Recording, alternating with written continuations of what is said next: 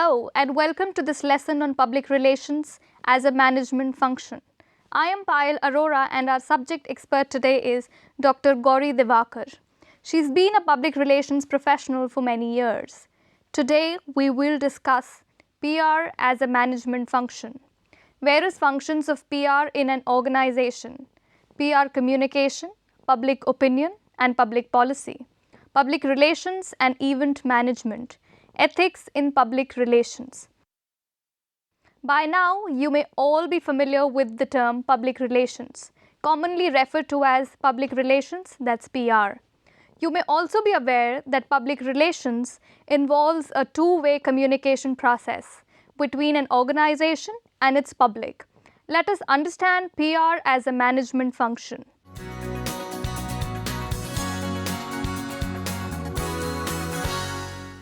Public relations is the management function that establishes and maintains mutually beneficial relationships between an organization and the public on whom its success or failure depends.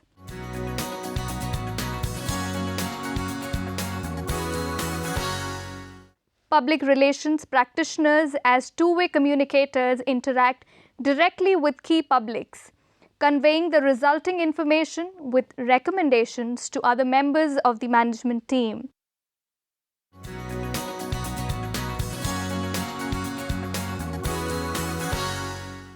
This includes policies and procedures for the distribution of information to employees, media, government and other key publics when an organization's operations become involved in an emergency affecting the public.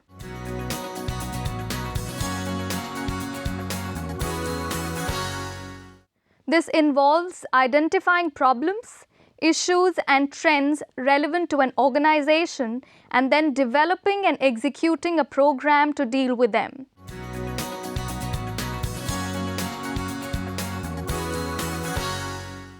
This involves the role of public relations in identifying key publics and establishing strategies for building and maintaining mutually beneficial relationships with those publics.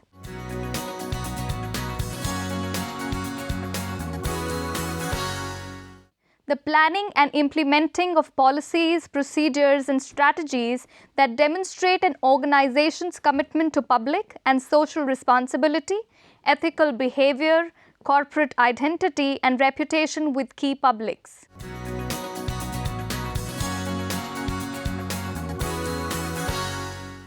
Public relations management of human and financial resources revolves around setting objectives, planning, budgeting, recruiting and hiring public relations staff and administering those resources.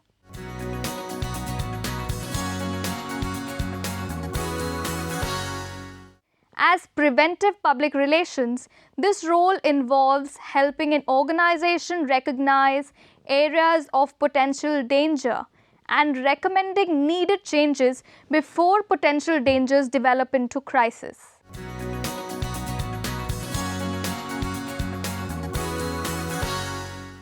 Acting as a counselor, the public relations practitioner serves on the management team, helping the organization develop sound policies that are in the best interest of the public as well as the organization.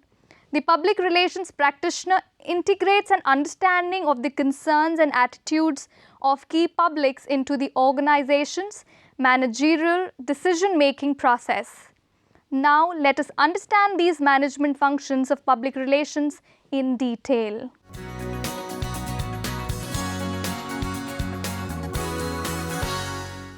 Communication problems in a variety of public relations contexts have to be identified and analyzed for solutions to the problems.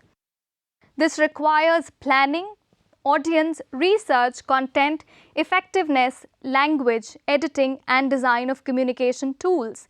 There are many ways of communicating messages to the public. Let us discuss some of them.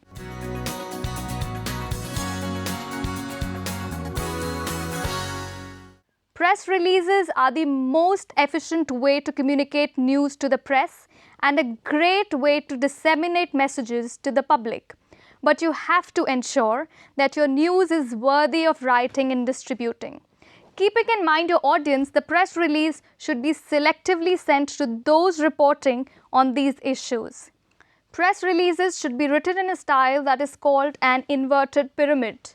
Here, the most important information has to be put in the first paragraph, and the other details may be filled in the following paragraphs.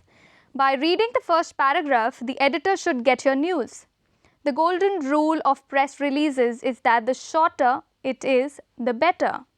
There are many ways to distribute press releases. The most cost-effective way would be to email them and then follow them up with telephone calls. Press releases can also be sent through fax, courier, or mail.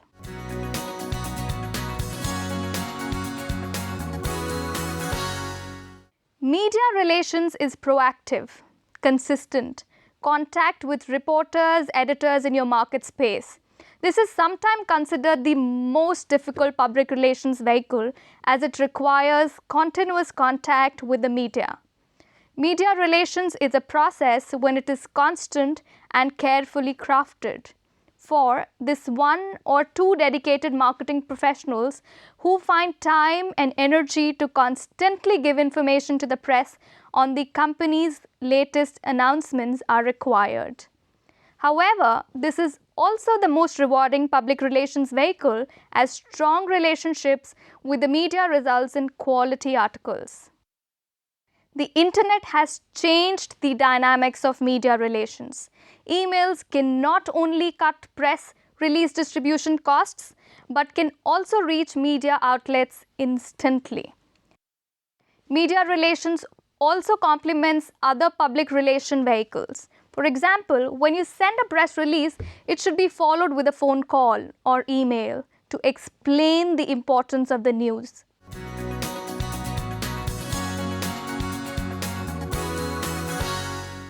Face-to-face briefings are a great way to build company recognition and trust with the media.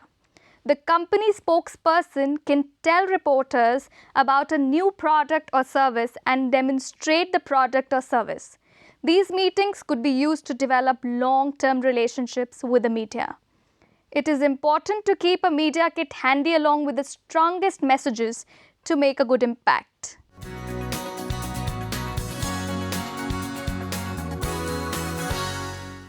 Arrangements could be made for experts in the company to speak at industry conferences, trade shows, association meetings, seminars, or other such forums. This would enable direct contact with the decision makers within the market groups. However, it is important to address the needs of the audience with relevant information.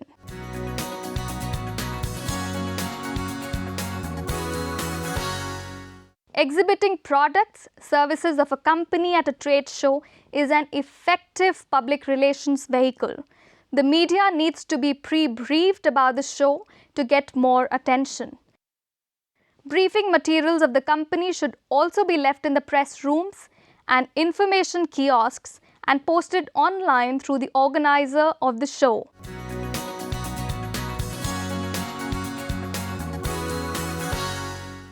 Effective case histories can be written in a problem-solution results format, showing the target audience how customers have benefited from using the company's product or services. This adds credibility to the company's messages and brings a lot of mileage. However, prior approval of the customers used as references in case histories is to be taken.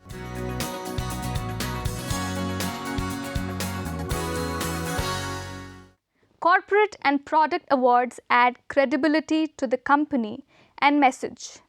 It is worth spending time to learn about the nomination process, researching and applying for the awards. Clients and customers will also like buying from a winner.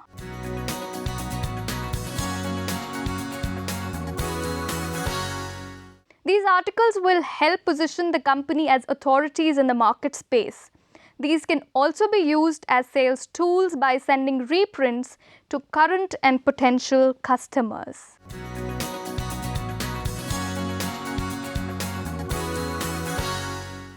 The power of the internet cannot be disregarded because with the internet, both customers and potential customers become accessible with a few clicks. The website should have the look and feel and similar content as that of the company's other marketing materials and should be easy to navigate. The website should include important links or pages such as the company background, description of products and services, contacts, media room, testimonials, and FAQs.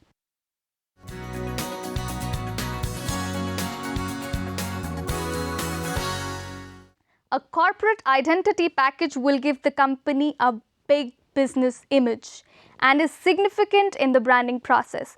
A well-designed identity package accurately representing the company's offerings can fetch a lot of mileage. Towards achieving this, a logo could be designed and colors chosen to be used throughout a communications campaign, from business cards and letterhead to mailing labels.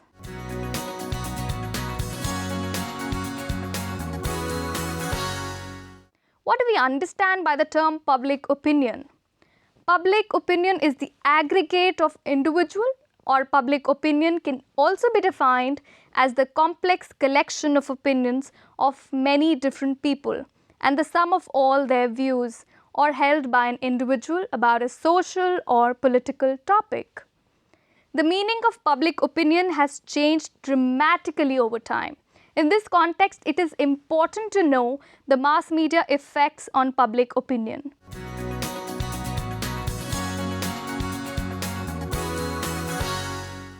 The formation of public opinion starts by major media outlets throughout the world. This agenda setting dictates what is newsworthy and how and when it will be reported. The media agenda is set by a variety of different environmental and newswork factors that determines which stories will be newsworthy. Another key component in the formation of public opinion is framing. Framing is when a story or piece of news is portrayed in a particular way and is meant to sway the consumer attitude one way or the other. Most political issues are heavily framed in order to persuade voters to vote for a particular candidate. For example, if candidate X once voted on a bill that raised income taxes on the middle class, a framing headline could read, "Candidate X doesn't care about the middle class." This puts candidate X in a negative frame to the newsreader. Social desirability is another key component to the formation of public opinion. Social desirability is the idea that people in general will form their opinions based on what they believe is the prevalent opinion of the social group they identify with. Based on media agenda setting and media framing, most often a particular opinion gets repeated throughout various news mediums and social networking sites until it creates a false vision where the perceived truth can actually be very far from the actual truth. Public opinion can be influenced by public relations and the political media. Additionally, mass media utilizes a wide variety of advertising techniques to get their message out and change the minds of people. Since the 1950s, television has been the main medium for molding public opinion. Views on the use and role of public opinion in forming policy can often be as diverse as the opinions themselves. Public opinion not only influences policy, but policy influences opinion. Once a policy decision is made, there is a tendency for public opinion to accept it. As general policies become more specific and the implications of the policies become clearer, public opinion often changes.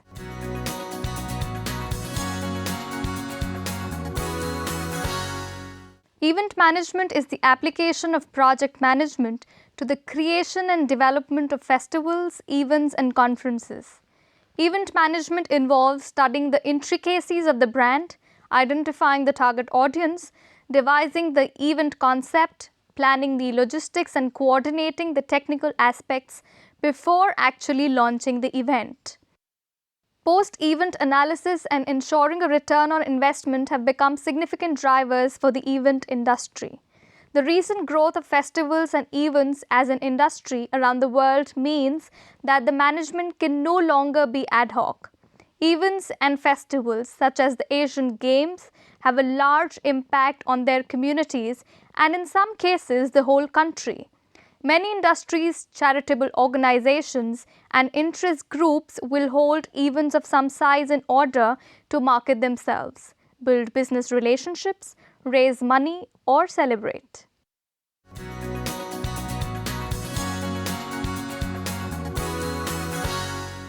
Event management is considered one of the strategic marketing and communication tools by companies of all sizes. From product launches to press conferences, companies create promotional events to help them communicate with clients and potential clients. They might target their audience by using the news media, hoping to generate media coverage which will reach thousands or millions of people.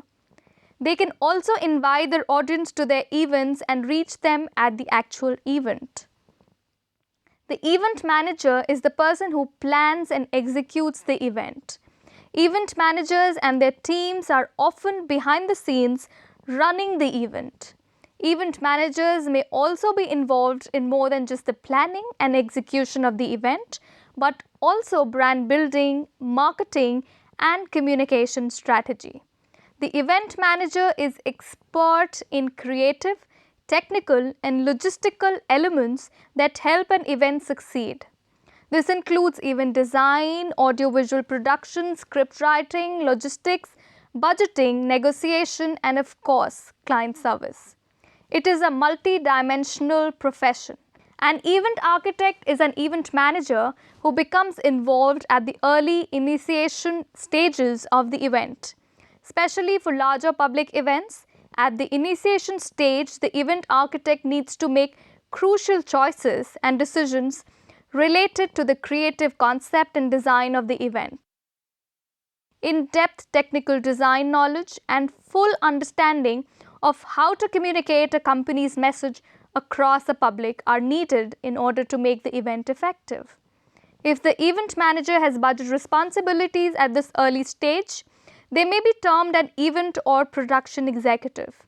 The early event development stages include site surveying, client service, brief clarification, budget drafting, cash flow management, supply chain identification, procurement, scheduling, site design, technical design, health and safety, first aid services, environmental and ecological management, risk management. Events can be classified into 4 broad categories based on their purpose and objective. The first being leisure events, for example, leisure sport, music, recreation. The second one is cultural events, for example, ceremonial, religious, art, heritage and folklore. The third being personal events, that is weddings, birthdays, anniversaries. And fourth are organizational events. For example, commercial, political, charitable, sales, product launch, expos. There are an increasing number of universities which offer courses in event management, including diplomas and graduate degrees. In addition to these academic courses, there are many associations and societies that provide courses on the various aspects of the industry. Study includes organizational skills, technical knowledge, public relations, marketing, advertising, catering, logistics, decor, glamour, identity, human relations, study of law and licenses, risk management, budgeting, study of allied industries like television, other media and several other areas. Certification can be acquired from various sources to obtain designations such as Certified Trade Show Marketer, Certified Manager of Exhibits, Certified in Exhibition Management, Global Certification in Meeting Management, Certified Meeting Professional and the Certified Special Event Professional. Career opportunities are in these industries: event management consultancy, hotel, travel and hospitality industries, advertising agencies, public relations firms, corporations, news media, non-profit organization, integrated marketing and communications, even budgeting and accounting.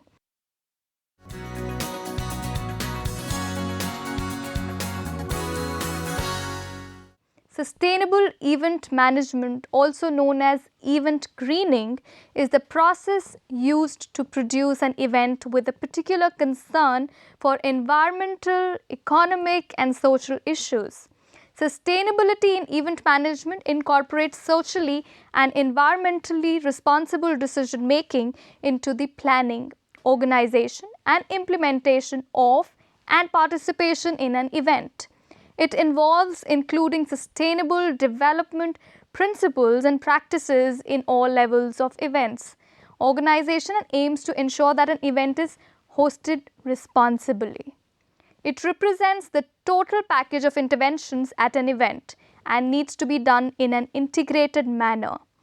Event greening should start at the inception of the project and should involve all the key role players such as clients, organizers, venues, subcontractors and suppliers.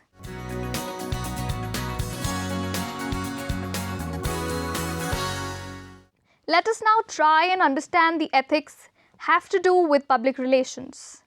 Ethics in its simplest iteration is the analysis of right or wrong. Ethics can also mean the study of what makes actions right or wrong. The implication of this is that there is a certain supreme moral principle that one can refer to in times of difficult moral decisions. So what does ethics have to do with public relations? In the domain of public relations, ethics encompasses the values of honesty, loyalty, openness, integrity, respect, fairness and accurate communication. This view of morality is not shared by all practitioners of public relations.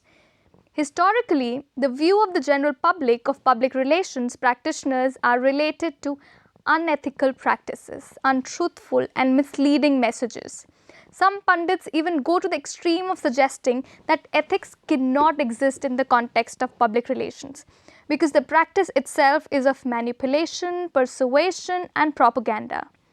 There are various studies that have been conducted that indicate that modern public relations is having deleterious and very significant effects on the democratic process in the place today. This is because interested parties have the opportunity to purposely confuse, mislead and disrupt any public debates about issues vital to the public interest. This meddling in an obviously key democratic process can result in the reduction of society's ability to react effectively in issues of societal and political importance. These guidelines can be followed by public relations practitioners to avoid moral and ethical conflicts.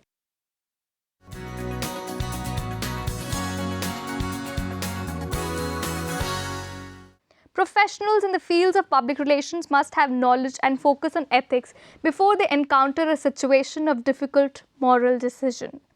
The moment when a crisis of conflicting interest comes, it will be too late to find and seek moral guidance.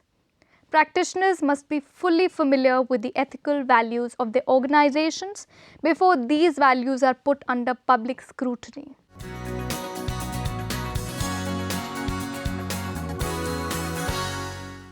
Public relations practitioners should be totally aware of their own values. Taking stock of their own values as individuals and practitioners of public relations will be of immense help when a moment comes that these values will be put under pressure by a client, a supervisor, or by the public.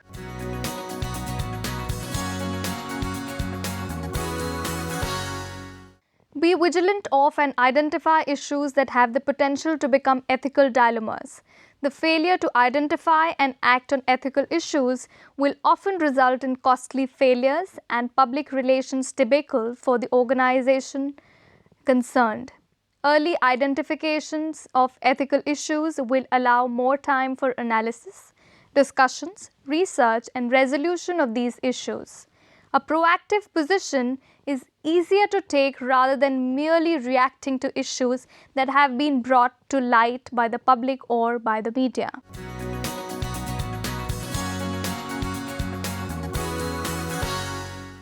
Public relations professionals should be aware of the fundamental values inherent in the organization's mission statement or code of ethics. Focus on the ethics approach that will be the nearest to organizational values in practice. The functions of public relations in this area would be to encourage discussion and ethical debate throughout the organization by using internal communications.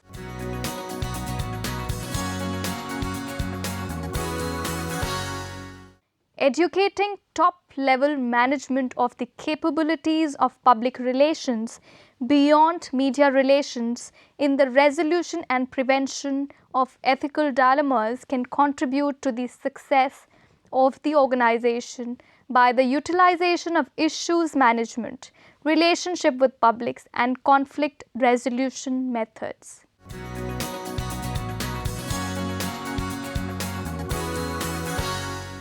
Let us quickly recap what you've studied in this chapter. Public relations as a management function, various functions of public relations in an organization, public relations communication, public opinion and public policy, public relations and event management, ethics in public relations. This is all we have for today. Thank you and goodbye.